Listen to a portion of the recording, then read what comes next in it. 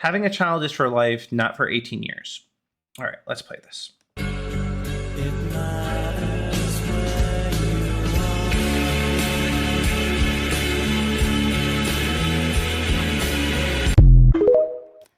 So my mom just kicked me out, came in my room and casually kicked me out. I graduated 2 months ago. Suggestions.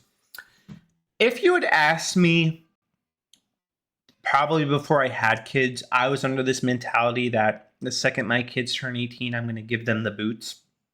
That was my mentality. And that's changed as I've become a father. I don't agree with this at all, especially in the times that we are living in. You can't just kick your kids out the moment they turn 18 or the moment they graduate college. I don't think it's right. Now, I don't know this person's background, so I do think it's situational. So if you have kids and they are working or going to school, I don't see any, and they're obeying the rules of your household, I don't see any reason to kick them out. However, this changes if you have kids that are lazy, they're not going to school, they're not working, they're not pulling their weight, then I think kicking them out is actually the right thing to do. So again, I don't know the context of this person, but I do see this sentiment a lot. Again, I had it and I changed my mind about it. I'm now under the commitment that I will let my daughters stay with me as long as they need until they get married. That is kind of the mindset that I have now, because I recognize how hard it is to make it in this world. And my mindset is changing overall with how the family is structured, because I'm not even against multi-generational living, multiple families living in one home. Where if you asked me 3 years ago, I would have been against it. But now that I have 2 kids, now that both my wife and I are working and we're still struggling, it seems like a better setup than what we have. And I see my in-laws, they have challenges that they're facing. And, like if you have multiple families under one roof, you can all support each other, and I think that's a beautiful thing. I do. I think that's a good thing. And that's how it used to be for most of human history. It was not weird or unusual at all for multiple families to live under one roof. And also, it's something that other cultures do. They live together. They share everything, so you cut down on expenses. I actually think it's a way of building generational wealth too, because you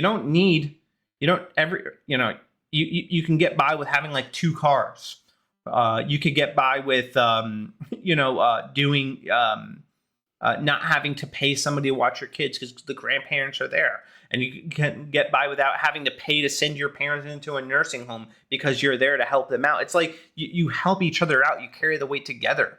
You shoulder the load. And I think that's a good thing. And pending everybody's doing their part, this works. I understand that not all families have those dynamics. It's not going to work with every family. But I think if you're in a situation where you reasonably get along with other members in your family, be your in-laws, your brother, your siblings, whatever the case is, and you're all equally yoked, I think too. Like if you don't yoke yourself up with unbelief. If they don't believe in Jesus, probably not a good idea, because you're going to have radically different approaches to everything. But I think if you mostly align on stuff, I think why not?